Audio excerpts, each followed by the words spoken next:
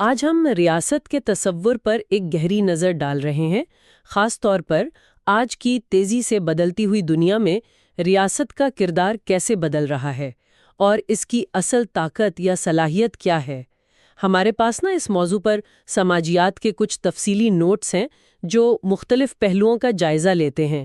ہمارا مشن، یوں سمجھیں، ان نوٹس کی بنیاد پر یہ سمجھنا ہے کہ ریاست کا وہ روایتی تصور جو کبھی بہت طاقتور سمجھا جاتا تھا، آج کیوں کچھ کمزور یا چیلنج ہوتا نظر آ رہا ہے، اور اس عالم گیریت کے دور میں جب ہم ریاستی صلاحیت یا اسٹیٹ کیپیسٹی کی بات کرتے ہیں تو اس کا اصل مطلب کیا ہے۔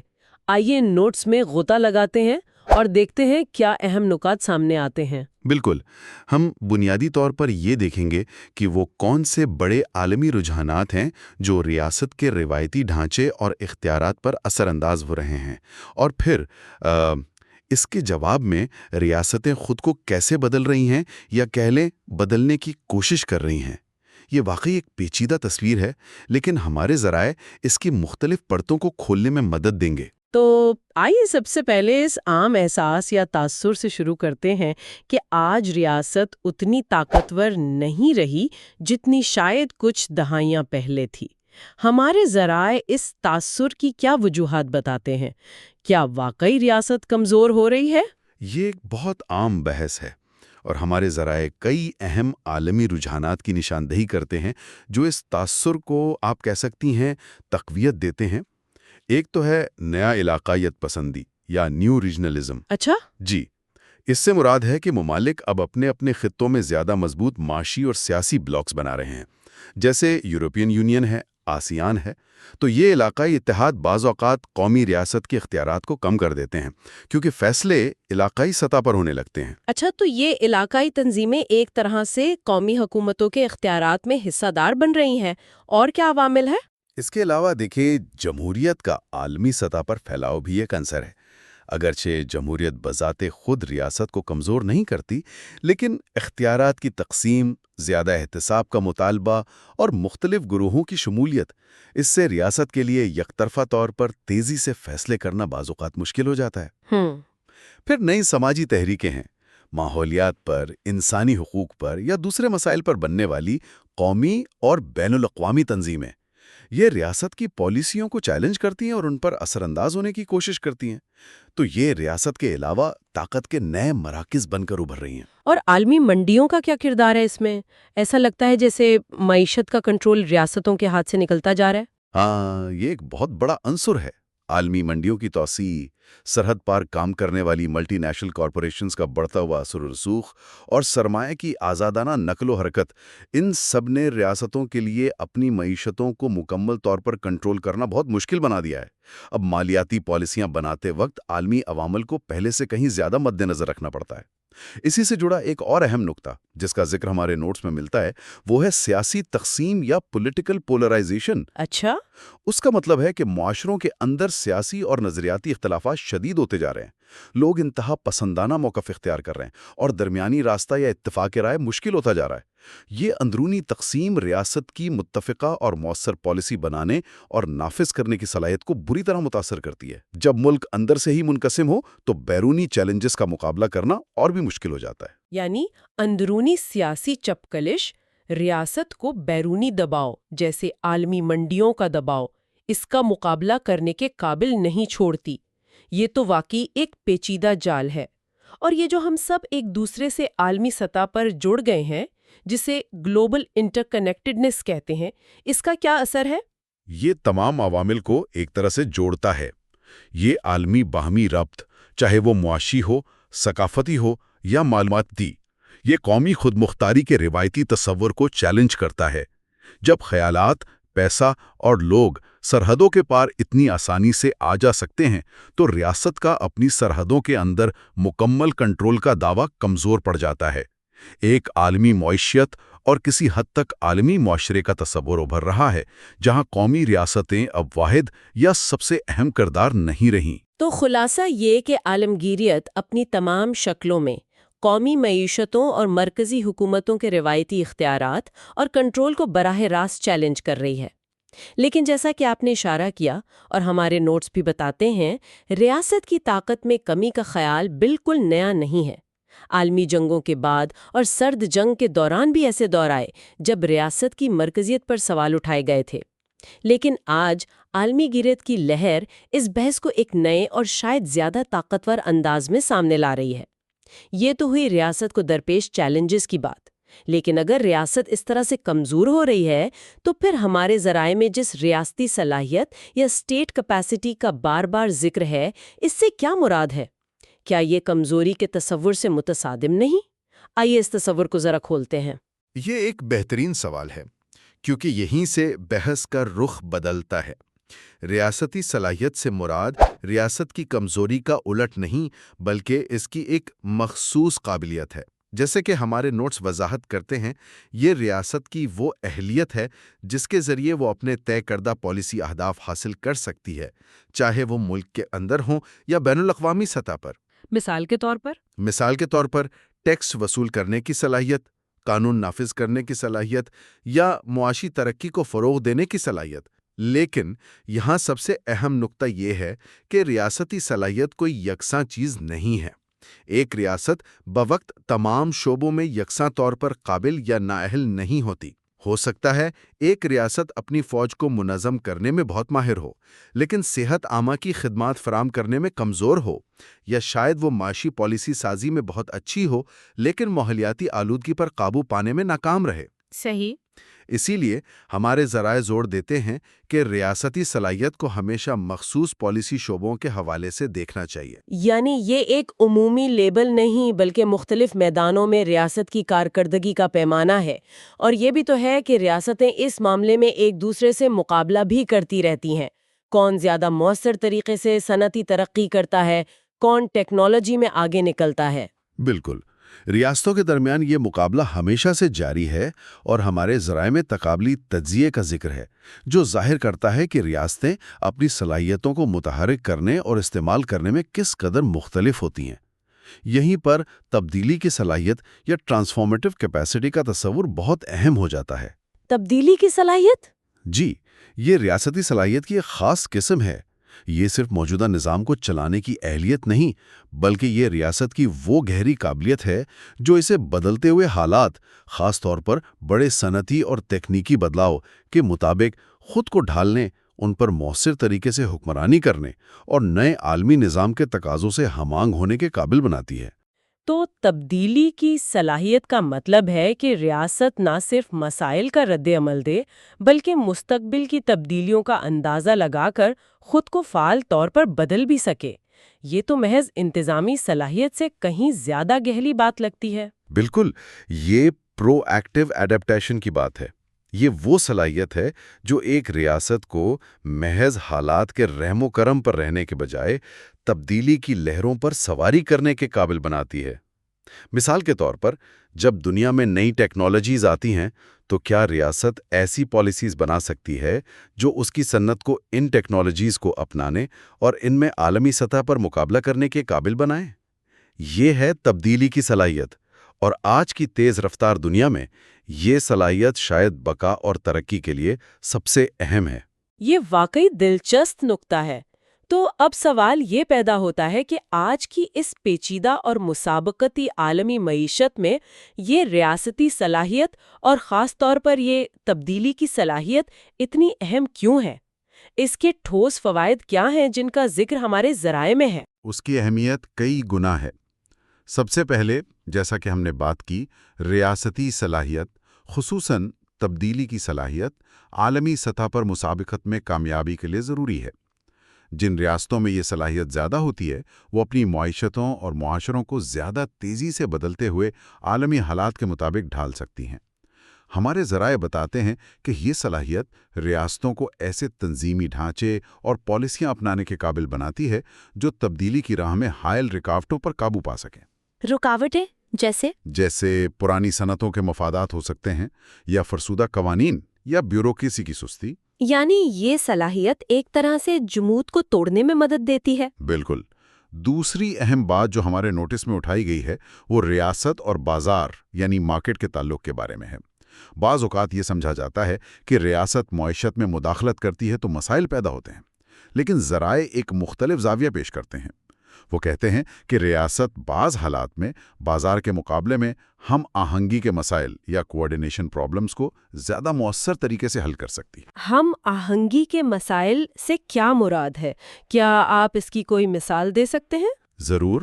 ہم آہنگی کا مسئلہ تب پیدا ہوتا ہے جب بہت سے الگ الگ کردار، مثلاً کمپنیاں یا افراد، اگر مل کر کام کریں تو سب کا فائدہ ہو، لیکن ان کے لیے خود سے رابطہ قائم کرنا اور ایک مشترکہ حکمت عملی پر متفق ہونا مشکل یا مہنگا ہو۔ مثال کے طور پر کسی نئی ٹیکنالوجی کے لیے مشترکہ معیار یعنی سٹینڈرڈز قائم کرنا۔ اچھا۔ اگر ہر کمپنی اپنا معیار بنائے تو کوئی بھی کامیاب نہیں ہوگی۔ ریاست یہاں مداخلت کر کے ایک مشترکہ معیار قائم کر سکتی ہے جس سے سب کو فائدہ ہو۔ اسی سے جڑا تصور ٹرانزیکشن لاگت یا ٹرانزیکشن کاسٹ کا ہے۔ یہ وہ قیمت ہے جو معاشی لین دین کو مکمل کرنے میں خرچ ہوتی ہے، مثلاً معلومات حاصل کرنے، معاہدہ کرنے اور ان پر عمل درآمد کروانے کی لاگت۔ ریاست قوانین بنا کر، معاہدوں کو نافذ کر کے اور معلومات تک رسائی کو آسان بنا کر ان لاگتوں کو کم کر سکتی ہے۔ جب ٹرانزیکشن لاگت کم ہوتی ہے تو معیشت زیادہ مؤثر طریقے سے کام کرتی ہے۔ ذرائع کے مطابق ریاست کا یہ کردار اسے بازار کے مقابلے میں بعض ہم آہنگی کے مسائل حل کرنے میں بہتر پوزیشن میں لاتا ہے۔ اچھا، تو ریاست محض ریگولیٹر نہیں بلکہ ایک فعال کردار ادا کر سکتی ہے جو معیشت کو زیادہ مؤثر بنانے میں مدد دے، خاص طور پر جہاں ہم آہنگی کی ضرورت ہو۔ اس کا مطلب تو یہ ہوا کہ آج کی دنیا میں چاہے کوئی ملک ترقی یافتہ ہو یا ترقی پذیر، اس پر یہ دباؤ ہے کہ وہ اپنی ریاستی صلاحیت، خاص طور پر تبدیلی کی صلاحیت کو بہتر بنائے تاکہ وہ عالمی معاشی اور ٹیکنیکی چیلنجز کا مقابلہ کر سکے۔ بالکل درست۔ یہ دباؤ عالمگیر ہے۔ ترقی پذیر ممالک پر دباؤ ہے کہ وہ اپنی صنعتوں کو ترقی دیں اور عالمی معیشت میں بہتر مقام حاصل کریں۔ لیکن ہمارے ذرائع یہ بھی بتاتے ہیں کہ ترقی یافتہ ممالک کی فرموں کو تو شاید اور بھی سخت مقابلے کا سامنا ہے۔ وہ کیوں؟ کیونکہ ان کا مقصد صرف دوسروں کی بنائی ہوئی ٹیکنالوجی کو نقل کرنا یا اپنانا نہیں ہوتا، بلکہ انہیں مسلسل نئی ایجادات یعنی انوویشن کرنی ہوتی ہیں تاکہ وہ مسابقت میں آگے رہ سکیں۔ اور اس جدت ترازی یا انوویشن میں ریاست کا کیا کردار ہے؟ کیا یہ صرف کمپنیوں کا کام نہیں؟ کمپنیاں یقیناً کلیدی کردار ادا کرتی ہیں، لیکن ریاست ایک بہت اہم معاون اور آپ کہنے سہولت کار کا کردار ادا کر سکتی ہے۔ ذرائع کے مطابق ریاست تکنیکی مقابلے کا مؤثر جواب دینے کے لیے کئی طرح سے مدد کر سکتی ہے۔ وہ تحقیق و ترقی یعنی R&D کے لیے بنیادی ڈھانچہ فراہم کر سکتی ہے، جیسے یونیورسٹیاں اور تحقیقی ادارے۔ ٹھیک۔ وہ نئے پرخطر منصوبوں کے مالی خطرات کو بانٹنے میں مدد دے سکتی ہے، جسے رسک شیئرنگ کہتے ہیں، تاکہ کمپنیاں ایسے منصوبے شروع کرنے کی ہمت کر سکیں جو وہ اکیلے نہ کر پاتیں۔ اور وہ مختلف اداروں، یونیورسٹیوں اور فرموں کے درمیان تعاون اور معلومات کے تبادلے کو فروغ دے سکتی ہیں۔ یہ سب اقدامات مل کر جدت ترازی کے لیے ایک سازگار ماحول پیدا کرتے ہیں، اور یہ ریاست کی تبدیلی کی صلاحیت کا ہی حصہ ہے۔ یہ سب واقعی بہت اہم نکات ہیں، لیکن اب بنیادی سوال یہ پیدا ہوتا ہے کہ ایک ریاست یہ صلاحیتیں، خاص طور پر یہ قیمتی تبدیلی کی صلاحیت آخر حاصل کیسے کرتی ہے؟ اس کے ذرائع کیا ہیں؟ کیا یہ صرف پیسے یا قدرتی وسائل کا معاملہ ہے؟ نہیں، یہ صرف پیسے یا وسائل کا معاملہ نہیں، اگرچہ وہ بھی ایک کردار ادا کرتے ہیں۔ بنیادی طور پر، جیسا کہ ہمارے ذرائع بار بار زور دیتے ہیں، ریاستی صلاحیت اور خاص طور پر تبدیلی کی صلاحیت کا گہرا تعلق ریاست کی اس اہلیت سے ہے کہ وہ کس طرح وسیع پیمانے پر اپنے دستیاب وسائل، چاہے وہ مالی ہوں، انسانی ہو یعنی تعلیم یافتہ اور ہنرمند لوگ، یا ادارہ جاتی ہوں یعنی مؤثر قانون اور تنظیمیں، ان کو پہچان سکتی ہے، متحرک کر سکتی ہے اور ایک مشترکہ مقصد کے لیے ہاں ہنگ کر سکتی ہے۔ یہ محض وسائل کا ہونا نہیں، بلکہ انہیں مؤثر طریقے سے استعمال کرنے کی قابلیت ہے۔ یہاں ایک بہت دلچسپ اور شاید غیر متوقع نقطہ بھی ہمارے نوٹس میں سامنے آتا ہے۔ وہ یہ کہ بعض اوقات ریاست کی تبدیلی کی صلاحیت اس وقت زیادہ مضبوط ہو سکتی ہے جب اس کی معیشت بین الاقوامی سطح پر نسبتاً کم جڑی ہوئی ہو یا کم منحصر ہو۔ یہ تو حیران کن بات ہے۔ عام طور پر تو سمجھا جاتا ہے کہ عالمی معیشت سے جڑنا ہی ترقی کا راستہ ہے۔ بالکل، اور یہ بظاہر متضاد لگتا ہے، لیکن اس کی دلیل یہ دی گئی ہے کہ جب ایک ریاست عالمی معیشت پر بہت زیادہ انحصار نہیں کرتی تو اس کے پاس اپنی صنعتی پالیسی بنانے اور اس پر عمل کرنے کی زیادہ خود مختاری ہوتی ہے۔ وہ عالمی مارکیٹ کے فوری دباؤ یا ملٹی نیشنل کمپنیوں کے مطالبات سے نسبتاً آزاد ہو کر طویل مدتی منصوبے بنا سکتی ہے اور اپنی قومی ترجیحات کے مطابق صنعتی تبدیلی کی سمت متعین کر سکتی ہے۔ اچھا، یہ ہمیں سوچنے پر مجبور کرتا ہے کہ عالمگیریت اور ریاستی صلاحیت کے درمیان تعلق شاید اتنا سیدھا نہیں جتنا ہم سمجھتے ہیں۔ یہ ایک پیچیدہ رقص ہے۔ یعنی ایک خاص حد تک خود مختاری ریاست کو اپنی تبدیلی کی حکمت عملی بنانے اور نافذ کرنے میں مدد دے سکتی ہے۔ اس کا مطلب یہ بھی ہوا کہ ریاست کو نہ صرف موجودہ مسائل سے نمٹنے کے لیے تیار رہنا ہے، بلکہ اسے مستقبل کے نئے اور غیر متوقع چیلنجز کا سامنا کرنے کے لیے مستقل نئے اوزار، نئی پالیسیاں اور نئے طریقے ایجاد کرنے کی صلاحیت بھی پیدا کرنی ہوگی۔ یہ ایک مستقل ارتقاء کا عمل ہے۔ بالکل، یہ ایک متحرک ڈائنامک پروسیس ہے، اور یہ صلاحیت آتی کہاں سے ہے؟ ذرائع کے مطابق اس کا بنیادی منبع ریاست کے اندرونی ڈھانچے اور اداروں میں پوشیدہ ہے، خاص طور پر گھریلو روابط یعنی ڈومیسٹک لنکیجز پر بنیاد اداروں میں۔ گھریلو روابط سے کیا مراد ہے؟ اس سے مراد ریاست کے مختلف اداروں، خاص طور پر اقتصادی پالیسیاں بنانے اور نافذ کرنے والی بیوروکریسی، اور ملک کے نجی صنعتی شعبے یعنی کاروباری اداروں اور صنعتوں کے درمیان قائم ہونے والے تعلقات اور نیٹ ورکس ہیں۔ ذرائع یہ بتاتے ہیں کہ جن ممالک میں ریاست کی اقتصادی بیوروکریسی اور صنعتی شعبے کے درمیان قریبی، باہمی اعتماد پر مبنی اور معلومات کے تبادلے والے روابط ہوتے ہیں، وہ ملک صنعتی تبدیلی اور ترقی میں زیادہ تیزی سے آگے بڑھتے ہیں۔ یہ روابط کیسے مدد کرتے ہیں؟ یہ کئی طرح سے مدد کرتے ہیں۔ ان روابط کے ذریعے حکومت کو صنعت کے مسائل، ضروریات اور صلاحیتوں کے بارے میں بہتر معلومات ملتی ہیں۔ صنعت کو حکومت کی پالیسیوں اور مستقبل کے منصوبوں کا بہتر اندازہ ہوتا ہے۔ یہ باہمی افہام و تفہیم اعتماد پیدا کرتا ہے اور مشترکہ مقاصد کے حصول کے لیے مل کر کام کرنے کی راہ ہموار کرتا ہے۔ مثال کے طور پر حکومت نئی ٹیکنالوجی اپنانے کے لیے صنعت کی مدد کرنا چاہتی ہے تو ان روابط کے ذریعے وہ بہتر طور پر سمجھ سکتی ہے کہ کس قسم کی مدد سب سے مؤثر ہوگی۔ تاہم ہمارے نوٹس میں یہ بھی واضح کیا گیا ہے کہ صرف روابط کا ہونا کافی نہیں ہے۔ ان روابط کی نوعیت اور معیار بہت اہم ہے۔ کچھ قسم کے گھریلو روابط تبدیلی لانے والی حکمت عملیوں کو اپنانے میں زیادہ مددگار ثابت ہوتے ہیں، جبکہ کچھ دوسرے شاید پرانے نظام کو ہی تقویت دینے کا باعث بنے۔ اچھا، یعنی مثال کے طور پر اگر روابط صرف چند بڑی پرانی صنعتوں کے ساتھ ہوں اور نئی ابھرتی ہوئی صنعتوں کو نظر انداز کیا جائے تو یہ تبدیلی کی راہ میں رکاوٹ بن سکتے ہیں۔ اس لیے مؤثر تبدیلی کی صلاحیت کے لیے لچکدار، وسیع البنیاد اور مستقبل پر نظر رکھنے والے گھریلو روابط کی ضرورت ہوتی ہے۔ تو اگر ہم آج کی ساری گفتگو کا خلاصہ کریں تو بنیادی نقطہ یہ نکلتا ہے کہ ریاست کا ادارہ، جیسا کہ بعض اوقات عالمگیریت کے ناقدین کہتے ہیں، ختم نہیں ہو رہا، بلکہ عالمی قوتوں جیسے بڑھتی ہوئی معاشی مسابقت، ٹیکنالوجی کی تیز رفتار تبدیلی اور عالمی باہمی ربط، ان کی وجہ سے اس کا کردار اور اس کی طاقت کی نوعیت ڈرامائی طور پر بدل رہی ہے۔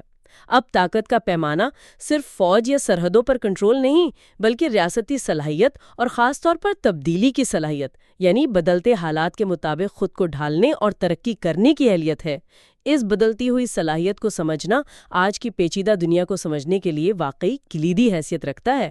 بالکل، اور ان نوٹس کی روشنی میں ایک آخری سوچ جس پر غور کیا جا سکتا ہے وہ یہ ہے، اگر جیسا کہ ہمارے ذرائع دلیل دیتے ہیں، مضبوط اور مؤثر گھریلو روابط ریاستی صلاحیت، خاص طور پر تبدیلی کی صلاحیت کو فروغ دینے کے لیے اتنے اہم ہیں، تو پھر بڑھتی ہوئی عالمی باہمی ربط یعنی گلوبل انٹر کنیکٹڈنس جس کی بات ہم نے شروع میں کی تھی، مستقبل میں ان صلاحیتوں کے گھریلو ذرائع کو بے وقت کیسے متاثر کر سکتی ہے؟ کیا عالمی گیریت ان گھریلو روابط کو کمزور کرے گی یا انہیں نئی شکل دے گی؟ یہ وہ بنیادی سوال ہے جو ریاست کی اندرونی جڑوں اور اس پر پڑنے والے بیرونی عالمی دباؤ کے درمیان پائے جانے والے مسلسل تناؤ اور تعلق کو ظاہر کرتا ہے۔ یہ وہ نقطہ ہے جو شاید مستقبل میں ریاست کے کردار اور اس کی صلاحیت کے ارتقاء کو سمجھنے کے لیے سب سے اہم ہو، اور جس پر مزید تحقیق اور غور و فکر کی ضرورت ہے۔